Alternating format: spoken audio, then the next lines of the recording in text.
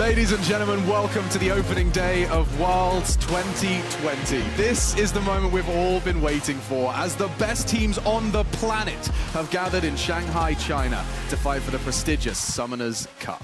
And here we see Mad Lions and INTZ entering the arena. Through the eyes of the Oppo cam, it's all about to go down. My goodness. Yes, I am Machine, and it's a complete honor to be given the responsibility of guiding the analyst desk for the play-ins this year. And I know some of you don't know me, and that's okay. This show, thankfully, isn't about me. It is about none other than the game itself. It's about the very best in the globe, competing in the real-time 10-man puzzle of mechanical and cognitive processing. And I'm just here to smile, wave, and help everyone appreciate the art form that is League of Legends. Fortunately, it's not me. I'm not the brains of this brigade. It is our brainiacs here to my left. It is looking pretty swagger, might I say. Dressed up, it is none other than our jungling Brit, Cadril, and my League of Legends father figure. He's had a haircut. It's nice. It's Trevor Quickshot Henry, everybody, and the crowd goes wild. The age jokes never stop, but look at it this way. Welcome to Worlds, both Alex and Mark, and for the first time, Excel. Excel at Worlds. Oh, you made it. Congratulations. We made it. I hate that. That joke just, it's like, yeah, I'm smiling. It's overused. It never gets old. Honestly, it never gets old. It's fun for me every time. Well, we are kicking things off with the play-in stage, where there are some changes to the format from previous years. Now, some of it's a bit complicated, but Trevor, even I can see we've got 2 less teams. That's right, 22 teams total instead of the 24 due to national travel restrictions related to COVID-19. Our 2 qualifying teams from Vietnam will unfortunately be unable to travel to Shanghai to compete this season. So that means for play-ins groups, they'll be split into 2 groups of 5 teams. Each group plays a single round robin. First place in each group goes directly into the group stage, while the last place is eliminated. Following that, 3rd and 4th place will face off in a best-of-5 series. The winner goes up against the 2nd place from the other group, and that will be the final BO5 series to determine the 2 spots in the group stage. I'm bummed personally because the VCS and the Vietnamese teams have been exceptionally competitive, exceptionally entertaining, and to not have them competing at Worlds, it is sad, but it is, you have to acknowledge the pandemic that's happening, and I'm very fortunate that at least we can still have 22 of the teams. I really like the change to the play-ins groups. Yeah, and the Vietnamese region kind of is like the kryptonite to Europe. You know, you had the Gigabyte Marines versus Fnatic, you had the Blue Buffalo versus G2, so it's not the end of the world for Europe, but it's quite sad not to have them here. Yeah, we've lost our nemesis, and it's an absolute shame, but I'm looking forward all the same to seeing how the 22 do. The play-in stage will feature a variety of regions and styles, but it is safe to assume that the Pool 1 seeds are the clear frontrunners. Right, I was doing my homework, brought it up. Pool 1, there's 4 names in that, and they're all looking pretty beefy. Yeah, definitely the top teams coming out of Pool 1, Mad, Liquid, LGD. You can't not talk about these teams. I mean, Mad, they did so well in the regular split. They came 2nd place, 3rd place in Spring as well, and they did drop off a bit in playoffs, like Team Liquid did, who also finished 1st place in their regular season. But these 2 teams definitely look strong. And then China, LGD, you can't not talk about them. The 4th seed from the LPL. They finished 6th in the regular split. They beat IG to get here. They had a 6-1 record against them. And IG did run it down a little bit, you could argue, but LGD is looking really argue. good. A little later, I will actually argue that. For now, though, I think, though, like Alex, you did point it out, 3 of the 4 potential teams that we're expecting to advance to the group stage have already been listed. I think a dark horse for me, out of the remaining teams in play-ins groups, has to be Unicorns of Love. They've dropped 2 games all year. Like, let that sink in for a second. 2 games all year in the domestic season. Not one season, the whole year. The entire year. So I think they are coming in. I think the LCL as well does have a competitive history on the international stage. So I'm hopeful, and for all of our fans and our viewers at home, they are intimately familiar with the organization of Your World. And just from a competitive standpoint, I think it speaks volumes about their competitive drive and their pursuit of glory in the fact that you are clearly the front runner in your region. Clearly there is no one to push your game to the next level, and still you're pursuing the victories to the point where you said 39? Pretty much, and 2. Yeah, 2 Jeez games lost. Louise, okay.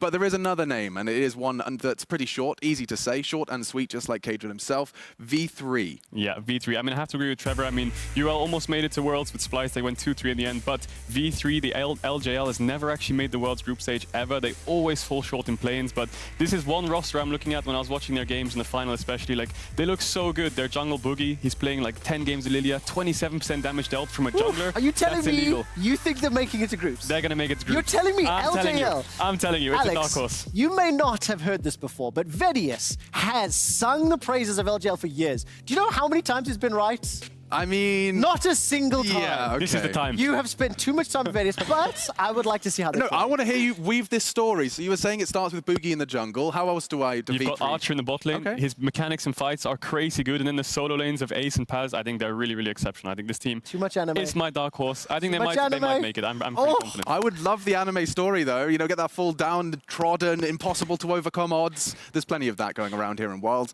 And as always, a big part of it is the meta. The meta will have a huge impact on the tournament. So why don't we start thinking about those trends coming into Worlds? So if anyone's not been doing League, don't worry. I haven't been keeping my finger on the pulse at all times. Now is your chance to get yourself ready and equipped for Worlds that is just around the corner. K-Drill, I'm looking at you, man. You've been in the jungle doing your bits and your bobs. Yeah, the meta's been shifting a lot recently. The general overview of the meta was tank top, tank jungle, where should I go? You had so many questions going into the meta, but just looking at the graphic itself, the picks in general, I think these are the 4 most common picks you'll see going into Worlds. These are champions which haven't been nerfed. You've got the Shen top, you can have it in jungle as well. We've seen the River Shens. It's so flexible with the carry jungle playstyle. You have the Pantheon support, which is it's looking quite deadly towards the end of the playoffs, especially in the LCK. You've got the Ashe, and then you've got the Renekton in top lane as well, which synergize with the AP junglers. I think those picks are basically the ones I'm looking at as the prio picks. And if you look towards the bot lane, talking about Ashe, Sen has been nerfed, Caitlyn's been a little bit nerfed as well, so they might have fallen off a little bit of prio, so I'm definitely looking at Ashe as the strongest AD carry. And then you look at the jungle as well. Do I play a scaling jungler? Do I play an early jungler? And I think the only real early jungler you're looking at is Set. I think if Set's off the board, you're looking at more carry-orientated sort of scaling junglers, and then that'll match well with the mages mid lane that I think is going to show up the most, other than maybe the Lucian.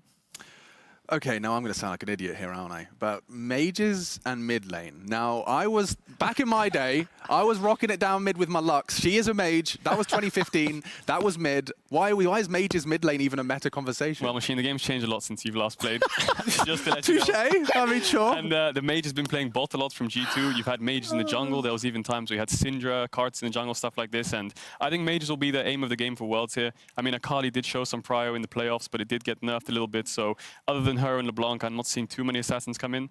But I think mages is definitely what we're looking at. And now I'm afraid I'm getting out my giant wooden spoon from my quiver here. And so I was doing my research. I like to go on the social media world. I went to Reddit, and I've had a scroll. And I noticed a word, and I'm talking about leaks. I'm not necessarily talking about spring onions, but I'm talking about the leaks. Now, this is ridiculous. It does seem that the world's scrims have some slip through the net. Am I supposed to be jumping to conclusions? Is it alarm bells for EU? No, you don't read. No, you don't read. Scrim results and assume it's going to translate to world success. And if anyone maybe hasn't read it or seen it, they've not gone well for a lot of our European teams and frankly for many Western teams. I've seen records of 0-25 in some cases. There's whispers. Right? There's whispers. When you look at some of the scoreboards, look, scrims are an indication of teams that are practicing, but the environment is not comparable to the stage. I am not going to think that this is a worrying trend right now. It does give you some indicators, some things to be aware of, but it is not going to dictate a team's performance on the world stage. So no raised eyebrows yet, K-Drill? Well, as a player myself, scrims are fake data sometimes. You either lose all your scrims and you come in with nothing to lose, or you win all your scrims and you come in with confidence. So as long as you practice what you're going to play on stage, I think you're in a good spot. Or you lose everything and you learn what you need to not do on stage. You know, so like, there's so many factors to it, and I think perspective will matter a lot. But no, I don't buy into scrim data being... One factor, though, I want to make sure I make clear is that I'm also concerned that if you've lost 0-25 and Yankos is on his stream saying some regions are looking weaker than others, you know, their confidence is going to be, your mental fortitude is going to be tested. They haven't even started their games. But talking of games, today is the opening day of Worlds 2020, and the crescendo is Team Liquid versus Mad Lions. I mean, that is quite the way to reach our climax. My goodness, and that's one to look forward to, Trev. NA versus EU, the first clash at Worlds 2020. Also the first time that we've had 4 seeds representing Europe, so I'm very excited to see what they do. Frankly, though, I'm actually more excited about seeing some of the other teams. I'm really looking forward to seeing what INTZ can do on the stage. I want to see what Legacy can do later today. I love watching what play-ins teams bring from their regional meta to the international stage, and then how that begins to impact the actual tournament meta for the following weeks. Yeah, I mean, in terms of other names to watch, you've already given us V3, so you've got the one in the terms of the Japanese league. But out of that top 3, your Mad Lions, your Team Liquid, do you think one's coming in particularly hot? Euphoria, baby. I'm all on the Mad Lions side train. All right. Although I think LGD might be the victors of the entire planes. I think they'll do the best, but I'm on that Euphoria hype train. I don't blame you. I don't blame you. No surprises there. But the opening game, speaking of Mad Lions, is none other than the Lions taking on INTZ. Trevor's already got whispers of them. It's a young lineup from Europe, and they're taking on the young Lions from Europe. That's the ones. They're taking on none other than the CB LoL champions. They've done done it! It's the Mad Lions! The rookies have risen up. We can win against anyone right now. We are way stronger than before. Everyone is in that try-hard mentality right now because it's just the biggest tournament of the year.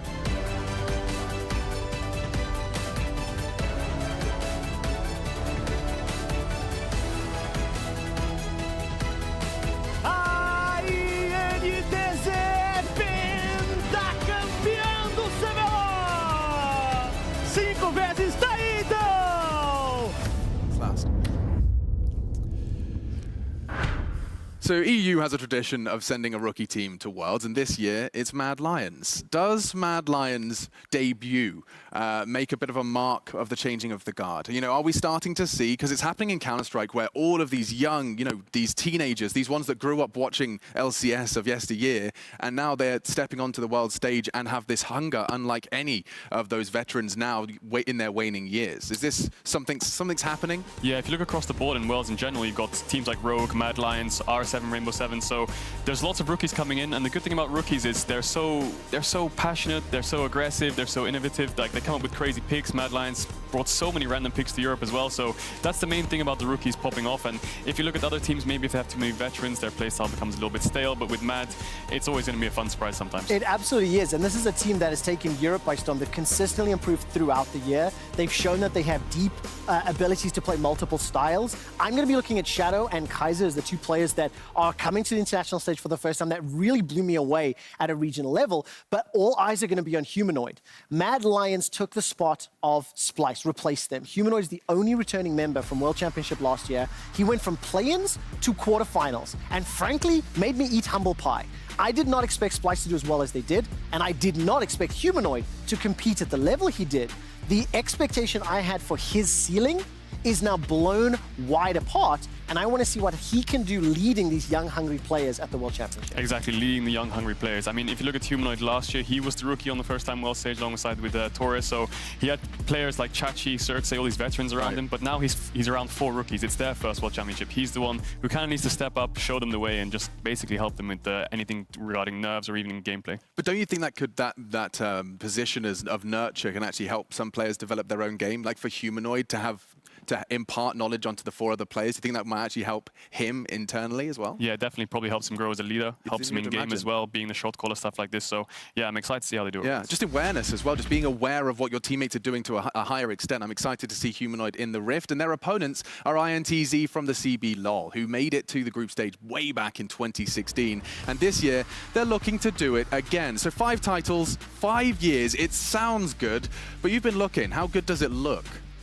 Well, looking at them in 2016, like you said, they did beat DDG. That was the highlight of Brazil's time at Worlds. So they definitely need to step up when it comes to the play-ins, get to the group stage and try and show a really good international performance. I think looking at the roster in general, you have players like Tay and Envy, who I'm looking at the most. If you look at Tay individually, he has so many solo kills, but he has so many solo deaths as well. So like you said before, he's such a volatile player. I think that he's definitely the highlight for me. And Envy is kind of like the opposite in a sense, where he's so reliable, he's so consistent, he's just such a good mage. Oh, okay, so Tay and Envy, the yin and yang of the INTZ roster. But that way together, they balance it out. Right? For me, going Golden Oldie, the 2016 era, 2050 INTZ when we last saw them. Revolta is a name that was playing consistently. The CB LoL region has been extremely volatile. Their representation at international stages has changed a lot.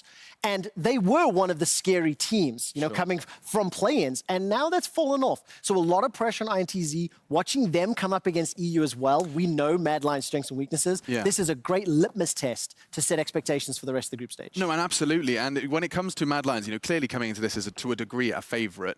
Does that give some degree of an edge to INTZ in terms of there just being so much info on the way Mad Lions intend to find their victories? Yeah, well, I think INTZ is a team. They have such deep champion pools. They've shown us tanks top, tanks jungle. They've seen us different picks in mid, like assassins and stuff. So when they read Mad Lions and they see the script with the Shadow Elise in, Kaiser on the playmakers, maybe they can draft around it. I think draft in this series would be very important. No, okay, so eyes on the draft, eyes on Humanoid. And my God, guys, I can't believe I'm saying it. I think it's almost time. It is. Okay, well, this is what the teams have been working towards all year as we kick off the 10th edition of League of Legends World Championship. It's Worlds! Fantastic. Yes!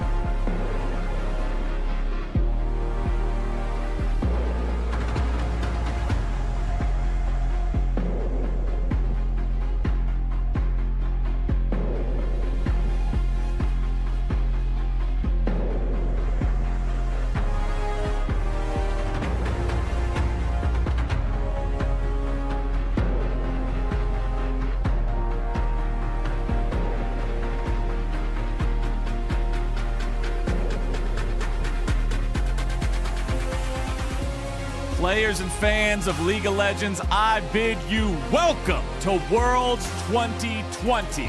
We are about to kick off the play-in competition here. My name is Clayton Captain Flowers Reigns. I am honored to be bringing you these opening games next to your friend and mine, a man who needs no introduction, but I will give him one anyway, Mr. Barento Raz Muhammad, joining me for these first 3 games. Let's go, Cap. Let's do it. You know what day it is, Cap? Opening Worlds Day, my friend. Hell yes. That's why I like to call it Team, Day LFG. Because not only are everybody around the world going, let's flip and go around the world, but also, we're also looking for games. So I'm incredibly excited to watch these games here today. Well, if you're looking for games, we're going to be starting off with some good stuff here in the play-in stage. We got Mad Lions going up against INTZ here to kick everything off. Mad Lions, that 4th seed from Europe. Europe has done pretty well internationally here in recent years, and they've earned themselves a 4th seed because of that success, going up against the #1 team from the CB LoL in INTZ. I am always impressed by the fandom of this region when we get to international competition. You know they are going to be screaming their hearts out for this team to compete here. Yes, and it's infectious because those players play hard, and every single time you look at those cameras, you can see it in their eyes. Of course, right now we're looking at Mad Lions across the board, Orome in the top lane, Shadow in the jungle, Humanoid in the mid lane, and the bot side of the map, Karzi and Kaiser. I want to focus on Kaiser as a player because to me, he showed just how strong individually he is as a support. I think he's the best support in Europe. I know the European casters have said that a lot. Of course, it's a damn shame that we have Core JJ in this play-ins because I would have easily called him the best support in group stages, or at least like a play-in. So it's going to be incredibly fun to watch him play this game out going up against INTZ. And over on the other side, their opponents on INTZ, Redbird, Mikau, Envy, Sheeny, and Tay. We're into Champion Select to kick things off. Let's see what they're going to be banning, how they're going to be playing this one. Caitlyn and Lilia banned out on the red side here by INTZ. No surprise. I'm expecting a lot of draft presence from both of these champions throughout the entirety of Worlds competition. When you look across the board, you see the first ban coming out from the Mad Lions is the Bard. This is the most banned champion, period, against INTZ as a team. Orianna and Volibear also banned away. I love the bans from INTZ on red side. Expect that to be a constant from Lilia and Caitlyn. I'm interested in Lucian. I want to see if teams prioritize it. It's a great flex pick. Also, I think there are a lot of great AP junglers, like, of course, Lilia that got banned, Nidalee, Evelynn, Karthus, Gragas that got buffed as well. There it is, first pickable. So, great first pick from Mad Lions. It's going to be really tough from INTZ to really figure out where it's going. Exactly. The flexibility combined with the strength create an incredible threat here for this pick. Definitely glad to see it picked up early in the draft. Makes a lot of sense. Expecting to see more of it as we move forward here. But now INTZ has the next 2 picks. How will they respond? The Ashe locked in here. This has been a champion that we've seen plenty of throughout many different regions. Not surprised to see it locked in with the Caitlyn banned away. Has kind of been a staple of bot lane play here recently. Yeah, Ashe is just insane. Even on red side, if Caitlyn is open, I know in a lot of playoff games around the world we've been seeing Caitlyn first pick. Ashe and counter-pick supports have been so damn good in terms of giving you priority in the lane, so expect a lot more Ashes, but man, Tristana being picked up by INTZ. Marksman, marksman, marksman. The first 3 picks of this first game in the play-in stage, all marksman champions. It seems like the teams know what they want, and oh baby, Shadow picking up the Evelynn. Going true to his name here, prowling around in the jungle. This champ, when it pops off, can take over an entire game of League of Legends. Yeah, we've been seeing a lot of Evelynn, especially in the LEC, especially from Selfmade.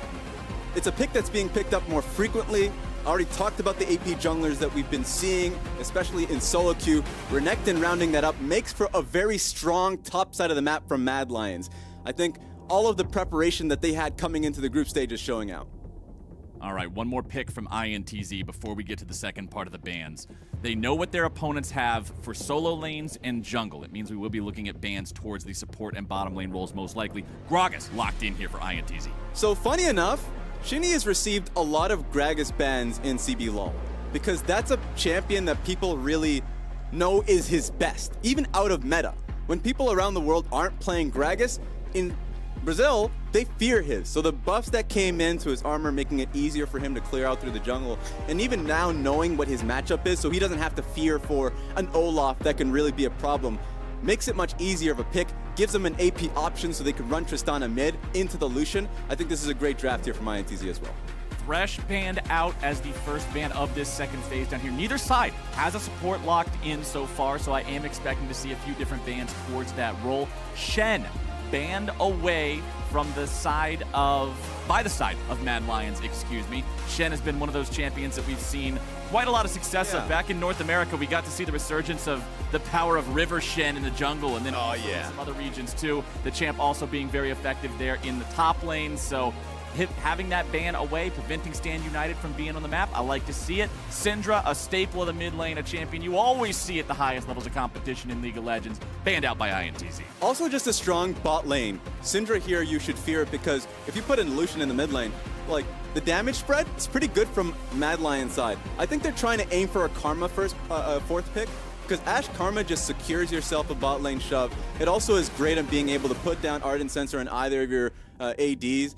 They do have to be concerned about having a front line. They do need it. Gragas can still be really squishy. Go straight into AP. Zhonya's is not enough. Nice lock-in here is going to be going towards Tay. That Urgot picked up. Powerful, powerful capabilities there in the top lane. Can be a little bit slow to start, but once he hits that level 13 sweet spot and gets those low cooldowns on the shotgun knees, this champion can seriously tear up some fights. Jhin locked in on the side of Mad Lions, so there's our fourth marksman pick of the draft. Obviously, we weren't expecting the Lucian to go into the bottom lane here on Mad Lions, so we were needing them to pick up the AD carry that they're going to be taking into the bottom lane, and they pick up the Virtuoso. Yeah, and they're going to have to just blind pick their support here. Thresh being banned makes it a little harder, but Kaiser has just had so many support picks throughout just the summer split of the LEC and also just in solo queue, so his champion pool is huge. Pantheon going to be a strong one. Pantheon, this is a champion that there's been a lot of talk about recently. I saw even some fired up community threads on Reddit previously about the state of Pantheon and how effective he can be as a support. We know how effective the champion can be when you have the support item automatically leveling up through gold. Umbral Glaive is also an incredibly potent item for a low price point. Yeah. Champions like Pantheon can get a lot of value out of, and considering his E is a true invulnerability, he doesn't need a lot of economy to make it work. But hey, if we're talking about supports that have nigh invulnerability and are very effective at dives and tanking, Alistar also fits the bill. Exactly. I think the clear compositions are there for both Mad and INTZ. For Mad, it's a strong snowball comp. It's also really effective in side lanes. You want to have the pure damage, Blade of the Rune King, Black Cleaver, Renekton on the side lane as alongside and Lucian, and have Evelynn try and hover. Meanwhile, INTZ, straight front to back. And in fact, they can burst people down. Tristana and Ashe damage is quite a lot, and you can just try and get them down to a great threshold for Urgot to burst them. So I'm liking what I see from INTZ if they can get the team fights going. And one thing that I think is going to be a lot of fun to watch in this matchup between these two teams in particular, you look at Mad Lions and you see a team that wins explosively or loses explosively. This is not a CS it up, just wait and scale type of team. It's going to be about early aggression. It's going to be about trying to make things happen early on in the game. Across the board with INTZ, they have a curious sort of trend where the first 10 minutes of the game can kind of be whatever, but if INTZ really want to win and play a game of League of Legends that convinces you this is a real contender of a team, they're always going to have an explosive moment, this period from 10 to 15 minutes where they really start to take off. And I think that's what so much of this game is going to come down to, Raz, the 10 to 15 minute mark. Will Mad Lions have enough aggro and enough momentum built up there to crush that INTZ wind that comes forward? Or will INTZ be able to make that happen and bring about that potential win condition that we've seen in their games in their own region? Yeah, I think it's definitely a David versus Goliath moment. I really also just love, if I'm supposed to favor one comp or another, I enjoy Mad Lions comp. I think Mad Lions comp is very easy to execute. They have strong lanes, and also they can play around their side lanes really effectively.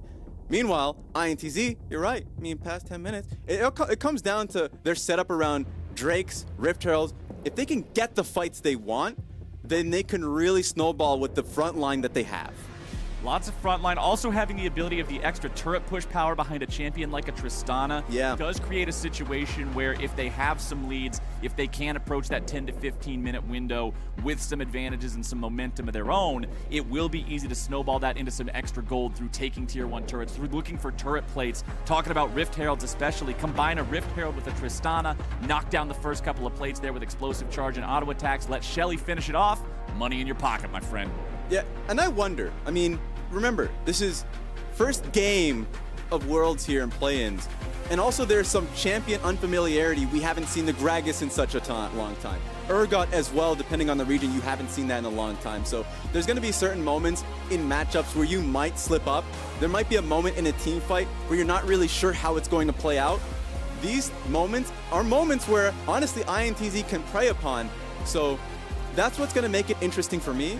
Remember how the groups play out? You're gonna only really face INTZ or Mad Lions. They're gonna face each other once. Yeah. So you only get that one opportunity in this specific matchup. If the upset happens, then that's that. You don't get your chance of redemption. Yeah, single round robin doesn't mean you get to go back and watch the footage later and say, all right, this is how we'll adapt. It's all just about making that first curveball count. If that surprise factor is strong enough, it can give you the win. And in a best of one situation, that one win is enough.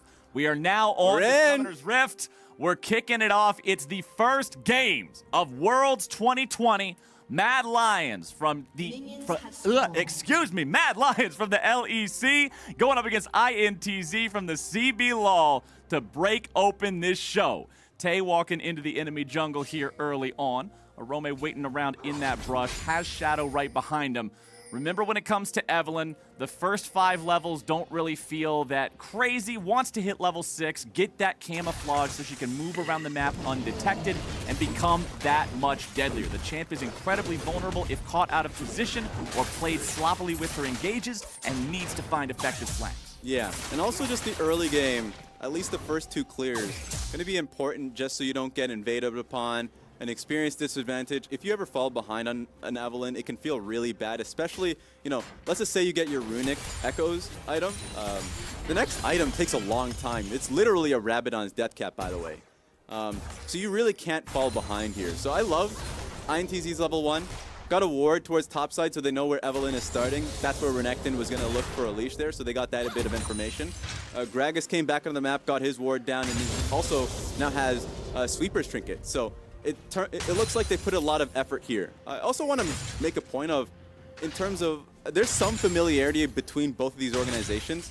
Peter Dunn, the coach of Mad Lions, actually worked with INTZ, worked with the coach Maestro, who is right now the head coach of INTZ, about a few years ago. So they know each other very well. They both speak highly of each other. Regional experts say a lot of great things about Maestro because remember, INTZ at the beginning of the year actually had to fight for their lives. And they literally got put in the relegation tournament, went to full 5 games, had to really come together, come into the regular season as the second best team, and then went up against Pain Gaming in the finals and really had a strong, they looked like the smarter team between the two and had a really strong showing. So this is a team that's constantly growing, constantly learning. Yeah, when you look at sometimes the emerging regions and the top teams compared to the other teams present there, plenty of times in the past we've seen the story of a squad that is just dominant from start to finish. They're ahead above any of their competition, and international level is the first time they're ever really challenged. Well, INTZ, you already brought it up, but back in spring, they were in 7. Yeah. They had to play through relegation. They came back. They're second in the regular split in summer, and now they're here at Worlds, at the play-ins, taking on an opponent of a much higher caliber than what they would normally be used to in Mad Lions from EU. And for Mad Lions, man, remember, this is a team that came out of the gate swinging in Europe. Granted, they declined a little bit over time in terms of the season as things went on. They looked rougher in playoffs than they did in regular split play, but this is a team that impressed a lot of people. It's a very young roster, and with how aggressive they like to play their League of Legends, I think we can expect a lot of big moments out of them here in this tournament. Yeah, and we're starting off pretty slow, but oh, he dashed in. Not going to be slow for very much longer. They keep doing that, my friend. Humanoid nearly finding the kill onto Envy. Now, Envy didn't use either summoner spell there. Sheeny also not having to use his own flash to get involved and stop Humanoid from getting the kill. Both of these mid lane marksmen are running a flash, exhaust, press the attack loadout in terms of summoner spells and keystones, but Humanoid nearly put him in the dirt. Yeah, Humanoid has a huge advantage here. Thankfully, of course, doesn't get stopped here. He's able to freeze the wave with the cannon minion there. And on top of that, he wasn't afraid of the gank that was coming through. He was actually playing the lane out really well, poking through the wave to get a lot of chip damage on the Envy. So, I mean, that was great from Sheeny to be hunting for the gank. Wasn't going to be possible, though, with Envy getting chipped out so low. And here's an interesting thing. If you look at the itemization between the two mid laners here, you've got 2 Dorian's Blades in the inventory of Envy, but the Corrupting Potion plus the Pickaxe in the inventory of Humanoid. Meanwhile, we got a fight in the bottom side. Shouldn't turn into a whole lot more. Redbird's still hanging around here, looking to see if maybe he can get a little bit out of the trample. Kaiser tries to find a little bit. It's exhaust for exhaust in mid lane. Humanoid finding some damage, taking a little in retaliation, but Envy's still the one with the lower health bar. When you got 200 HP up against a Lucian, Mr. Razzleplasm, you are in danger in the lane. Humanoid is just so damn good. Honestly, he's insane. It's a treat to be watching him during his play in the LEC and just how well he's able to play out this matchup. At least for the Tristana, the lane is pushing towards her because she was stuck in a pretty bad spot earlier. And it's now Sheeny just trying to hunt for this gank. Let's see if it can work. But Humanoid's not going to waste his dash needlessly, so it's very safe for him. He also has the pickaxe that probably is a great telltale that he's going towards Muramana, so he's going to be scaling up. It's a slow game. I think it benefits Mad Lions. The lanes have been looking really well from them. Not just the mid lane, but also you've been seeing the priority that Karzia and Kaiser has been having in the bot side of the map. If they get a good back timing down there, then they can actually secure first dragon for their team. Now with both junglers in the top lane, we could see a little bit of a battle here. CC coming through, dive going out. Tay underneath the turret gets charmed up. However, they don't have the health bars to continue the chase, continue looking to make the play here. Sheeny going in, goes for the body slam into the cask. They have applied the harpoon and Shadow. Oh no! What? That is a misclick that you are going to be feeling later on. Put the sad emote above your head.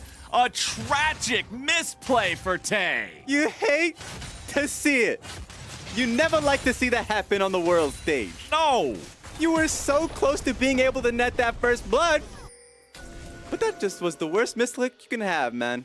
If he would have not clicked that teleport, Shadow was so close to being dead to the execution from the Urgot ultimate. The Evelyn only level 5 with no ability to use the last caress to escape. Shadow is thanking his lucky stars he got away from that one. INTZ, they missed their opportunity for the first blood in the top lane. Not what they were looking for. We can applaud Sheeny for being there and setting up what should have been a kill, but unfortunately the mis-execution is ultimately what it boils down to. And it has a lasting effect. If it was just a harmless issue, then fine. But that's now no teleport. You lose an entire wave for that.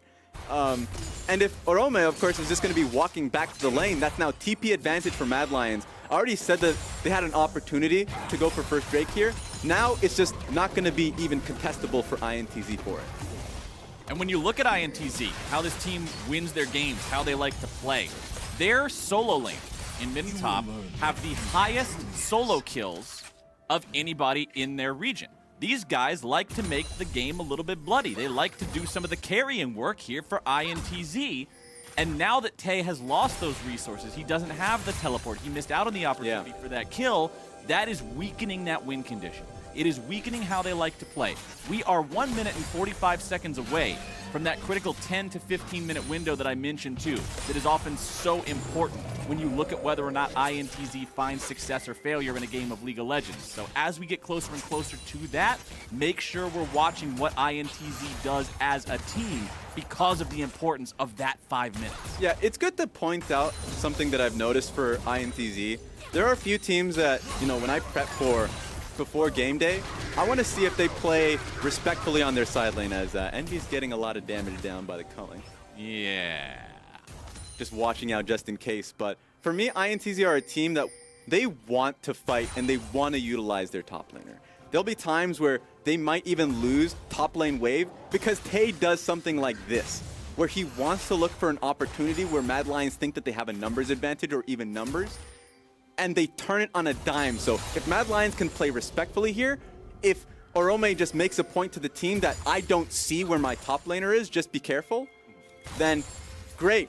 What ends up happening is then Tay just loses another wave. There's another opening, another window for Orome to, roam himself. So I love the fact that Mad Lions are taking this game nice and disciplined. Mad Lions mid laner, again, always ready there on that dash. Relentless pursuit becoming more of a relentless retreat to make sure that Tristana can't get any extra damage onto him here.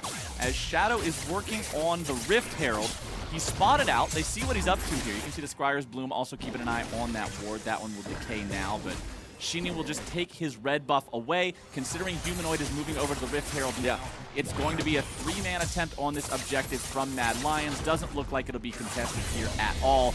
And since we are just at 10 minutes, Raz, that means that 99% of the window of using this Rift Herald will still get the Mad Lions plates. They have plenty of time to use it in that time frame and still get that bonus. Yeah, and here's the thing. That entire play, for YouTube users, please replay it. That's a set play that the best teams are able to utilize. Because while you see it and say, well, Shadow's doing it alone, Humanoid is shoving out through mid, the most important factor is bot lane basing. That Kaiser recognizes that he has a push through bot side. He can base, come through mid. He's able to be there just in case the fight happens, and a fight's gonna happen top lane. Tay in some trouble. CC coming down, damage going through. First blood for the Mad Lion. Too much to take. The entire time, Tay has been just taking hurt after hurt. Jungle comes topside, way too much burst, and that's a first kill coming over to Mad Lions. This is what Evelyn can do, sneaking into a lane, setting it up, and facilitating the damage. When Renekton engages with the point-and-click stun, it is oh so easy to follow up. And with Tay in the ground, man, Tay is now down 25 CS. The Renekton getting the kill money for the first blood as well. Life is about to get more difficult in the top half of the map for INTZ. Mad Lions commanding a 1,500 gold lead here. Yeah, gold disadvantage just across the board. Bot lane, understandable. It was just going to be a tough one just because Alistar versus Pantheon is difficult early for the Alistar. Of course, scale is better, but have been getting pushed in. Also, Shadow's been hovering for them consistently. Humanoid's has been a boss so far this game, absorbing so much pressure. Now, of course, it's an unfortunate base timing. They're going to be losing Dragon, but it's just a Cloud Dragon. Overall, Mad Lions are just really happy about how the map state's been playing out. Honestly, this is a very late first Dragon, too. 12 minutes into the game for the first Drake. This is not a lot of prioritization towards this target. Could be the fact that it's a Cloud Drake and it's not that great early on. Damage onto Kaiser coming out there. Sheeny looking for the solo kill here. Kaiser buying himself a little bit more time, flashes over the wall, goes for the stun onto Envy, who knocks him away and finds a kill. Now the game is tied up at 1-1. The Evelyn goes in, looking to find some sort of a play, but Sheeny's into the stasis, flashing over the wall, keeping himself alive. Nice arrow coming through, not nice enough. Humanoid puts a couple bullets in his back, and now another kill is going through. Into the grinder goes Shadow. The teleport is not gonna screw it up this time. Urgot gets his revenge. Mad Lions want to fight back. But it's nice to see INTZ just going tit for tat here. Able to catch Shadow out with a great run around the back by Redbird. Redbird just finds himself in the enemy jungle just for that flank. No reason not to get yourself involved in any fight you're near. Let's take another look at how it started here with Sheeny running into Kaiser. Yeah, perfect place at the perfect time. Able to get the kill, of course. But, of course, Kaiser made them work for it. Great flash W on towards the Tristana just to see if he can make it work. Also gets closer to Shadow so they can at least get a response kill in the enemy jungle. TPs come down, and it just shows that both teams are laying it all down on the line. They don't want to lose a game, a best of one, by the way, to just a play like this, so they all double down for the play. And honestly, Sheeny ending up in the way of the execution from Shadow's Evelyn. He tried to go for the flash in the proc of his charm into the instant last caress to just make sure he insta-kills his opponent. That not working out made that fight as fair as it was. Now in the top lane, we've got a couple of different players from INTZ looking to get themselves involved. That Rift Herald was just about to expire. It had to be summoned right now. There was about 15 seconds left on the timer. If they can get the charge off, Shelly is wasting time. INTZ have managed to hold Shelly off for maybe long enough. There we Oh go. my goodness! They held Shelly off, and she hits the turret at 14:01. No plate money in the bank. Just like that, enough time. Remember the first gank that they had top lane when they were able to get the kill on the Tay? They didn't want to put down Rift Herald immediately because they didn't want to just do it for the plates. They wanted to be able to get the full turret as well, the full setup. Well, Of course, weren't able to get it. they ended up trying to be a little bit greedy for a little bit of extra success, and they end up missing plate money by 1 single second. Look at this turret plate count, kind of describing the pace of this early game. It's very slow from both sides. A single turret plate taken in the first 14 minutes between both sides in this game. That one, of course, belonging to Mad Lions, who are still about 2,000 gold ahead. 40 CS lead in the top lane for the Renekton over the Urgot, about a 30 lead in the mid lane for Lucian over the Tristana. The solo laners of Mad Lions just very quietly building up impressive leads for themselves. Yeah, while that's true, I'm really impressed that INTZ are keeping up. And there's a lot of faith with how they want to play out their comp as well. We already saw how difficult it was for Shadow to be able to get an assassination, or even, honestly, just to even play a team fight out, with Exhaust being there from Envy, and on top of that, the bulky front line being able to shut him down. So Mad Lions want to spread him out. The fact that First Dragon went over to INTZ is going to actually bite Mad Lions in the long run, because if we start getting Dragon stacking here from INTZ, Mad Lions are going to have to respond, and that's not how they want to play out their comp. Next Drake will be spawning here 1 minute from now. Infernal Drake, the first one was already Cloud, means we're going to get an Ocean or a Mountain Soul. So no matter what it is, the Soul will be very defensively focused. As Karzi pushes up the bottom lane here with plates already out of the picture, the Jhin will be able to take that one down just like topside Envy. I mentioned in draft how effective the Tristana can be in these situations. Shadow coming around from behind. INTZ's top laner trying to get himself away. Very nice arrow onto Humanoid, nearly killing him off. A beautiful shot from Tay. Get over here! That was a play being started by Mad Lions, by the way, and not only were they able to get Humanoid's flash, they got his life as well. Such a good arrow right at the edge of the turret range. Make sure that Humanoid ends up getting punished for the attempt at the turret dive coming out from Mad Lions. They lose their mid laner. INTZ makes the moves, and now INTZ are on the Rift Herald. The Drake is still not spawned here for another couple of seconds. They're able to take this objective. There is no contest from the side of Mad Lions because Humanoid is only just now responding. That's some good moves coming out from INTZ as they also take the top lane tier 1. Yeah.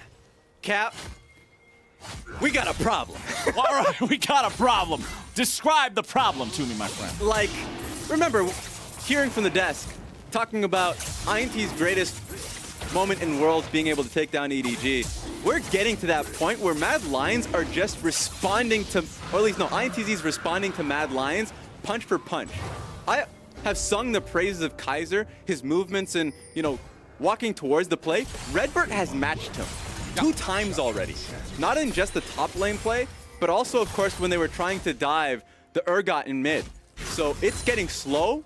Mad Lions, I hope they're not getting frustrated with how the game's been playing out. They've been trying to make plays happen, and they haven't been going in their favor. In fact, just adding to that point, if the teleport didn't happen, I don't always want to harp on it, that would have been even better for INTZ's play. So they're still in it. I'm loving what I see from this team. I'm loving the fact that Tay had probably the worst botched execution that could have possibly happened for a first blood in the top lane. It had no effect on his mental whatsoever. Yeah! Now 2-1 and 0 and has managed to land some very effective ultimates to guarantee those kills for his team. This Urgot is a champion of mental warfare, my friend. The teleport was just trying to make it fair for his opponents. But looking at those opponents, that Renekton is so damn strong. Arome, he has the Black Cleaver already done, has had for a while, getting closer and closer to the completion of the Blade of the Ruined King. When this Renekton dives into the fight, look at the targets on the enemy team. Yeah. You've got 2 different marksmen and a Gragas with a Runic Echo and a Sorcerer's Shoe. These guys are not going to survive. It's not. They're just not. And also take a look at how Mad Lions are getting vision. This is just going to be a dead cow. Oh boy, Redbird, he pops the ulti. He's trying to stay alive, finds the knockup onto a Rome. Redbird getting himself away. It might still be beef for dinner, I'm not quite sure. Nice interrupt there on the Jhin ulti. Mad Lions will not find the kill onto the INTZ support. But you have to watch out for how Mad Lions have been getting control, and they've been getting it through Humanoid's lane. We talked about how Shadow is going to be, shadowing for Humanoid at all times. If they're going to be playing side lanes, that Tay, or Envy that is, has to respect Humanoid's position, that he's going to have a numbers advantage, you just may not see it. And so when you're getting them the full respect, then they're just going to be walking with Kaiser to get full control through the river. It almost amounted to a kill on towards Redbird. Oshini, Shadow showing up from the side, but the turnaround play. Redbird joins the mix now, finding some stuns down onto Shadow. Oh my goodness, the last caress necessary to get him away from the cask that likely would have just killed him off. Yeah, a bit of a botch play. Ends up being a flash from Shadow. I'm trying to figure out what these teams are playing for. I know for sure INTZ are looking for mid lane turret, and they should be able to get it knowing that they pushed Shadow off. So, might be able to get nice the kill. Stun. There we go. Follow up with the flash, and Urgot yet again. He's gone fishing, boys. He's landing the ultis every single time, and INTZ, they take the turret with 2 on the side.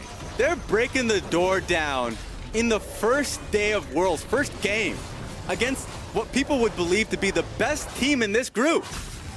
Very impressive stuff from this INTZ squad responding to Mad Lions. The arrow execution from Mikal, the follow-up from Redbird, flashing in for the Alistar combo to facilitate the kill and provide the time for the rest of the team to jump in there. Nice response from Mad Lions. They see that INTZ is back. They grab the mid lane tier 1 turret. Let's take another look at the fight here and the kill onto the line. Straight onto him. I mean, and it's so easy to play it out to immediately exhaust the Lucian and clear the way so the Urgot ultimate can land straight on top of him. I think we already talked about how easy it is to run this composition from INTZ once you group up, and how difficult it is for Mad team. Like, if Mad Lions have to play towards them, it's really difficult, but they found somebody. Redbird is in a pretty bad spot. The Alistar ulti makes you tanky, but not tanky enough. Kaiser with a well-timed E keeps himself alive, and now Mad Lions are going to make it 2. They see the fact that INTZ are setting up the plays, and they say anything you can do, we can do better. 2 for free for the Mad Lions, and now they've got control over the mid lane. Yeah, just as we're singing their praises, you need to have that consistency, because this is a really bad timing to lose 2 of your members.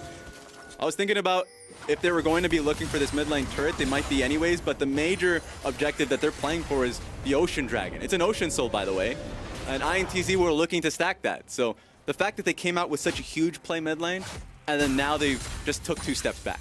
We're also getting closer to the point, you already mentioned how Evelynn can kind of have this weird power spike where if you fall behind it feels bad because you go with a hat second item and it takes so much gold to get.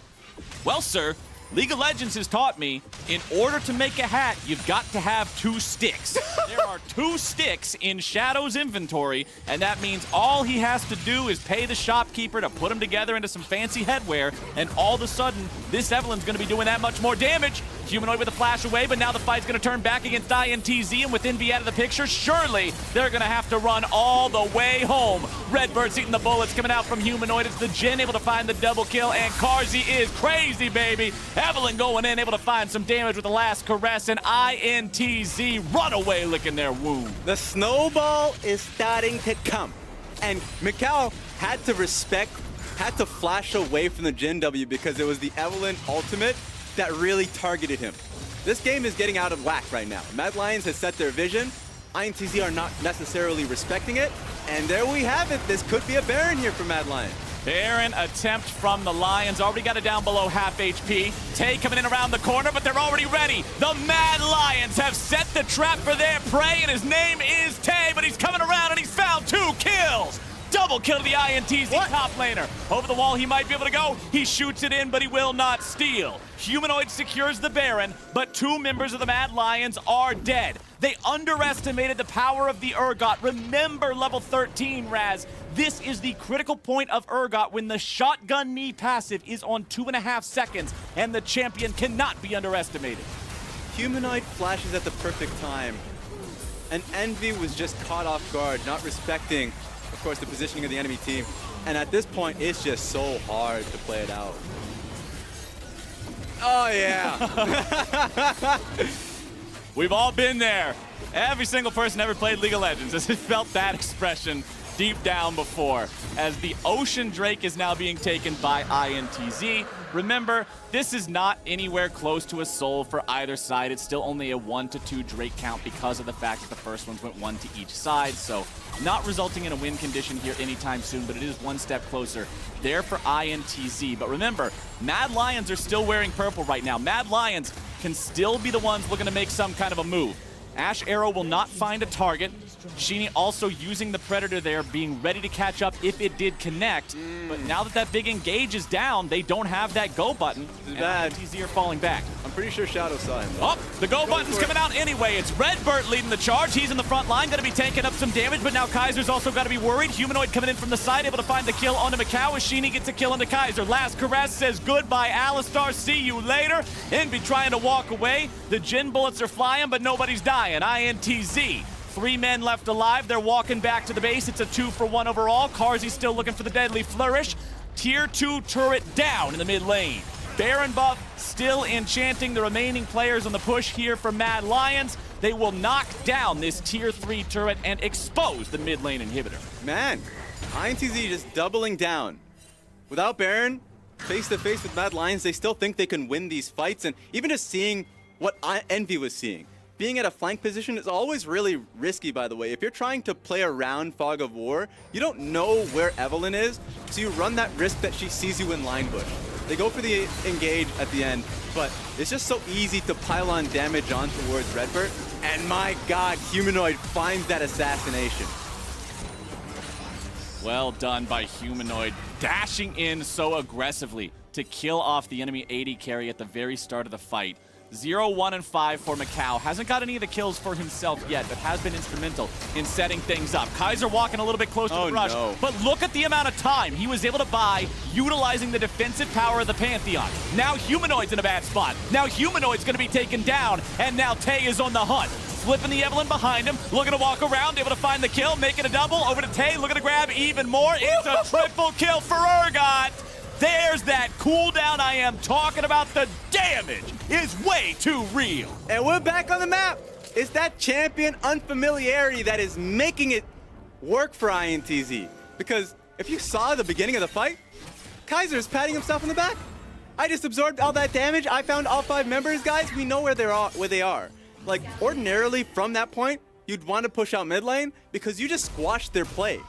Yeah. But Humanoid found, gets picked off. It was INTZ that saw him in that split second, found that pick, and then were able to snowball it into a teamfight win. Tay has 8 kills.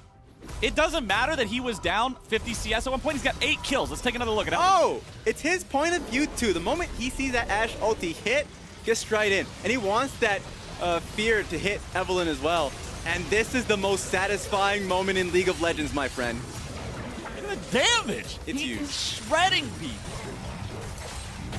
All right, Mad Lions. Gonna have to be a little bit more careful to prevent these kinds of situations. Urgot has become the name of the game. And Raz, look at that damage dealt. 2,649 in that fight. Redbert the one tanking some damage here in the mid lane, but the Alistar does have the get out of jail free card there with the ulti. Tay has Edge of Night and Guardian Angel next to that Black Cleaver. Some lethality to complement the percent-based armor penetration, and the fact that even if you kill him, you really didn't kill him, at least until he's already dead once. You got to go through this man twice, and it is so hard to kill him even once. Yeah, you really need the poke to begin with. Like a culling first that can really soften up INTZ before the play happens, before you really feel comfortable taking the team fight. Now, being able to take down Alistar's ultimate is really a good job well done, because you're setting up for the Ocean Dragon. You don't want to have INTZ being on Ocean, Soul Point. Oh, no. Carzzy gets hit with the arrow there. Follow-up cask isn't going to do a lot from the Gragas. That's 2 pretty big ultis used, and that Ocean Drake will be spawning here in 40 seconds. Shadow off to the side. Redbert still doesn't have the ulti. The damage is coming through, and here comes your go button. It's Mad Lion saying it's time to fight, but it's support for support traded off. Arome's got the Dominus working. He's building up the Fury, but there's no way for him to enter into the fight. Tay is still this wall that just cannot be reasonably passed through. if you're INTZ, you're happy about this. Because this is Mad Lions trying to take advantage of the cooldown that Alistar Ultimate had. They thought they could burst him fast enough, but they ended up losing Kaiser, and now they're forced into 4v4 position. I'm happy if I'm INTZ. You have your best chess piece in Tay, who's leading the charge to fight for this dragon. Oh, wait a minute. Here you go. Drake taken by the side of Mad Lions. Nobody from INTZ even in the ballpark. Man, forget the ballpark. They're not even in the neighborhood. The Drake goes over for free to the side of Mad Lions, and the Drakes are all tied up at 2-2. Maybe they weren't confident because they didn't have Ash Arrow for it at the beginning. Remember, he had to use it at the very start of that last fight. Yep. That's possible. A lot of the times you just don't have that clear-cut engage. Then you don't want to put it to chance into Fog of War, so I can respect that. And as we've been talking about this game and sort of the back and forth nature of the fights, because when you look at the kills, it is 11-12. So lots of even trading happening over the course of this game. But the gold has been, as you just saw with the graph, always on the side of the Mad Lions, up to a 4,500 lead. It's been over 5,000 at some points in this game, and the team has maintained that. Yeah. So despite the fact that INTZ have been finding some plays, particularly around Tay, they still have this gold gap to close. They still have to figure out how to translate these kills into something else that is tangible. Humanoid, not really too concerned about getting engaged on here. He is the Lucian. He has the Relentless Pursuit to get away from the arrow if they try to engage on him.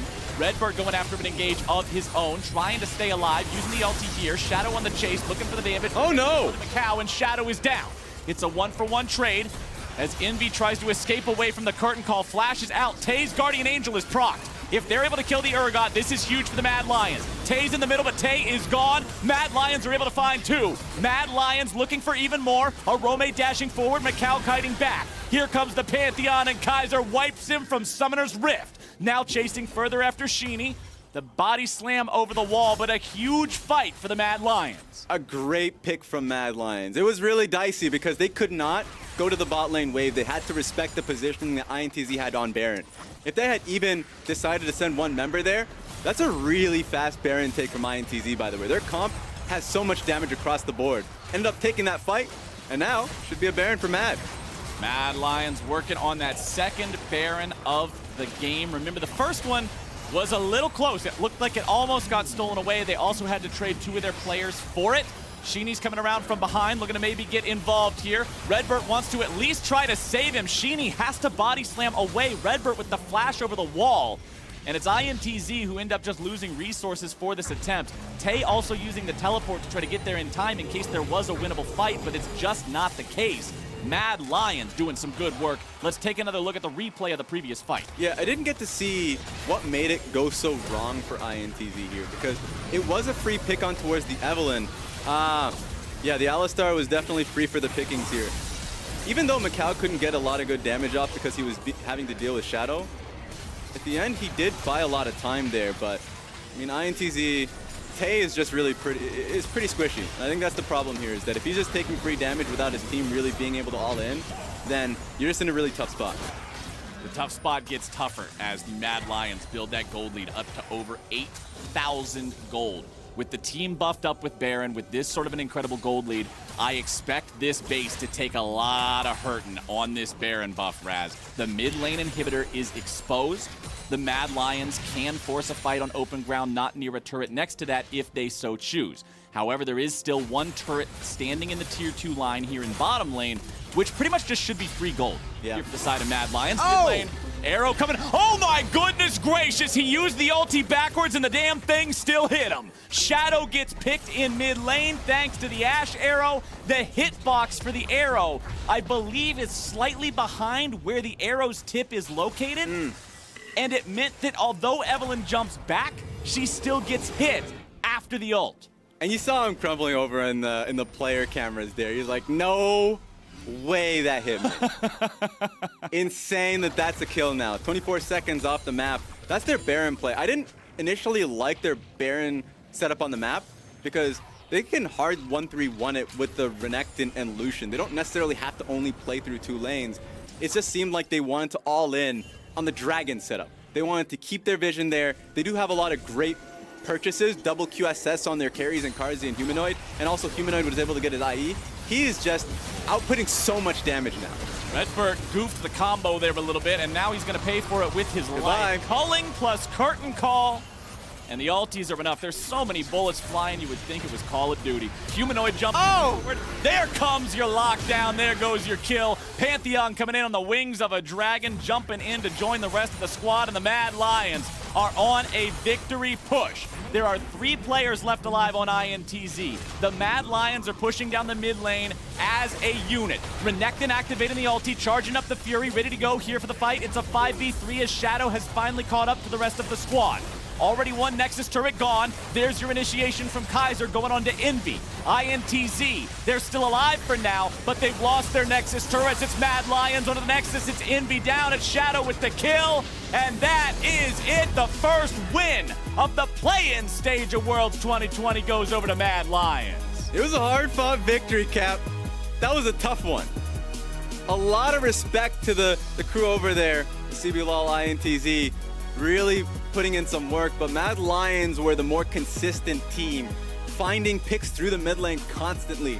So you gotta feel bad for your INTZ, but ended up getting that win here if you're a team coming out from the LEC. Yeah, the LEC 4th seed, this rookie squad. Remember when this team rebranded from Splice to become Mad Lions at the beginning of this year, the roster blew up. Yeah. Humanoid's the only guy here that's not a rookie.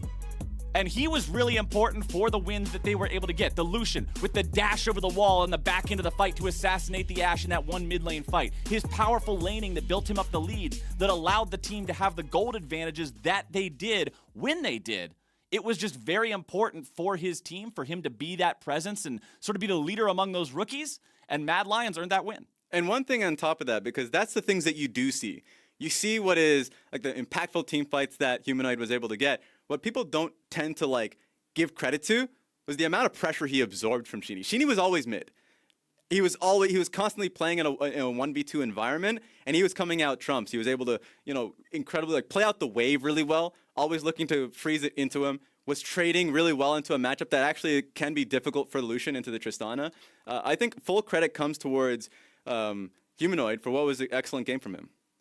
Mad Lions as a team, too. Even though there were some sloppy moments during some of those fights, underestimating the Urgot, putting themselves in a spot where he was able to get maximum damage from all of those passive shots coming off from the different angles, they were still able to find more fights that led to actual rewards.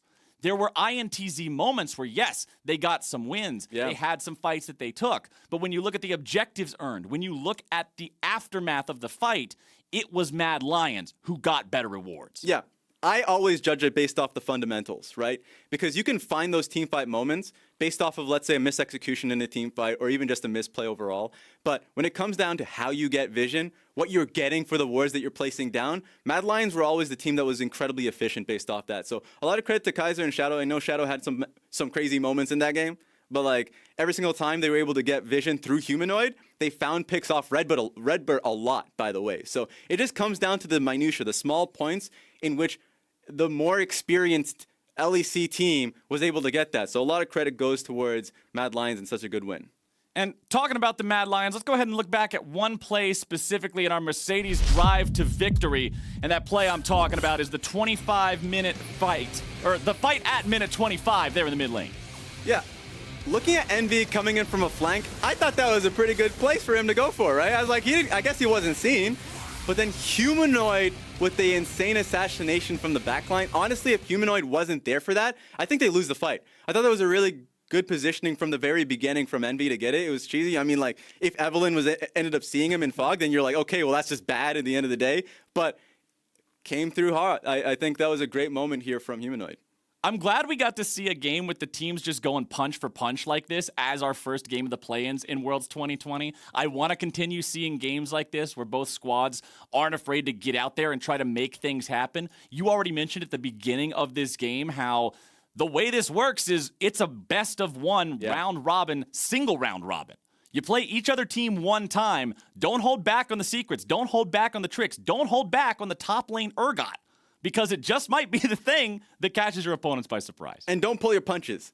When the play is there, double down on the play. Because if you end up reaping some rewards like INT was, suddenly you can sneak away a win from the strongest team in the group and make your chances that much stronger.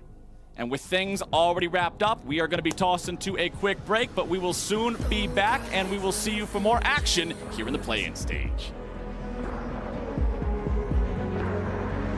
It's right there to take. Oh, if you want it, the world is watching. Here's your judgment. Here's your reckoning. Write your story down. Enter history. Pride and country. You could have everything. So bring home the glory alive.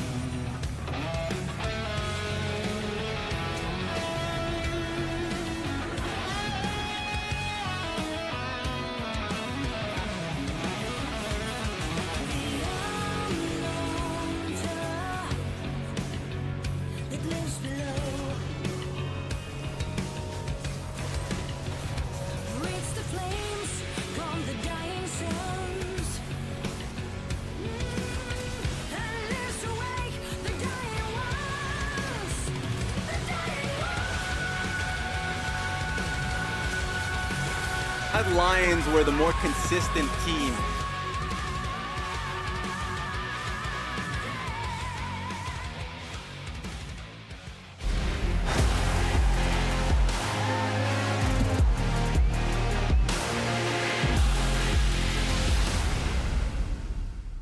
Welcome back to Worlds 2020. I'm Dracos, joined now by the victorious support of the Mad Lions, Kaiser. Kaiser, quarantine, now finally your first game on stage here at Worlds 2020. What do you think of the Mad Lions' first game performance?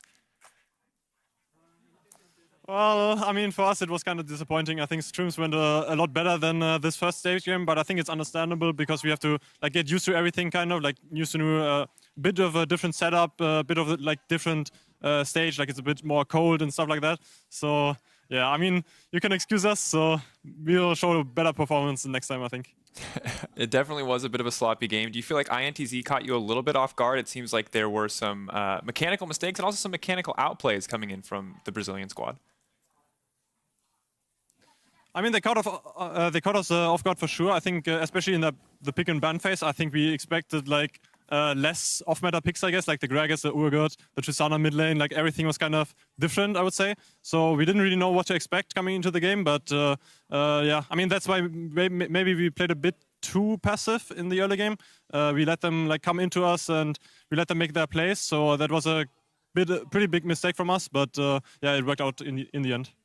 And you talked a little bit about kind of adjusting to the stage, adjusting to the new environment for playing, but also how does it feel to just be playing on the world stage, knowing that this is so much bigger than anything you've experienced so far domestically? I mean, it's a really nice feeling for sure. Like playing against international opponents, like they always have different meta, they have different ideas on how to play the game. So it's really, really fun to like maybe even talk with them and like switch ideas and like how to play the game. I think that's like what makes the League of Legends like the most fun game. Is like so many people have like so many different opinions and like yeah, that's just really fun. And one of those things that we've seen kind of coming out, one of those newer trends or something that we've seen more internationally is the Pantheon support, something that you played here in Game 1. I know that it's pretty common in the LCK, pretty common in other regions, but not something that we saw as much domestically in the LEC. Can you kind of run me through why that felt like the right choice for you and what you think kind of Pantheon contributes to the meta right now?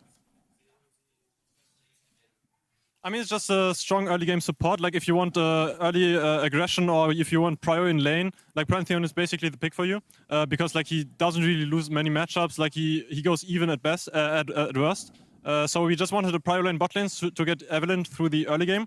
And yeah, it has like global pressure as well. So if you want to drive top lane, for example, with our strong side Renekton, that would have been an option as well. It didn't happen this game because they defended pretty well with their like Alisa roams, with their Gragas roams. So yeah, but we couldn't really make that much use of the Pantheon pick, but I think it was still fine in this situation.